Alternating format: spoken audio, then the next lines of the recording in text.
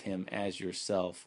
This is the stranger. He's talking to the Jewish people and the stranger that dwells among them, to treat them as yourself. And of course, you shall love your neighbor as yourself. I am the Lord. And Jesus tells us this is the second commandment.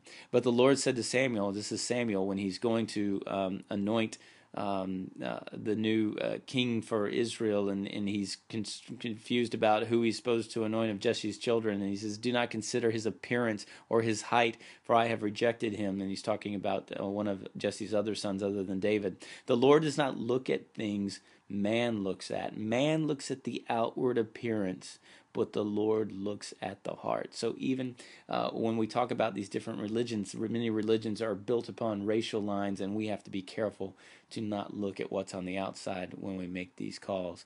John 4, Jesus knows his audience. When the woman comes to the well, he knows her story. He gives her story back to her.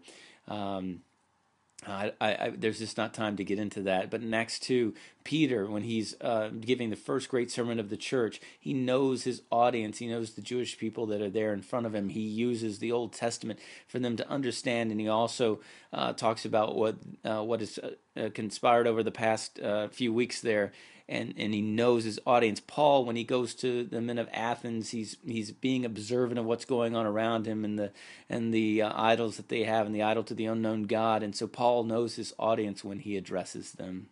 So as we take a look at what they believe, it is very important that we look at a couple of different things going through this. Number one, I just want you to know that we need to know our audience.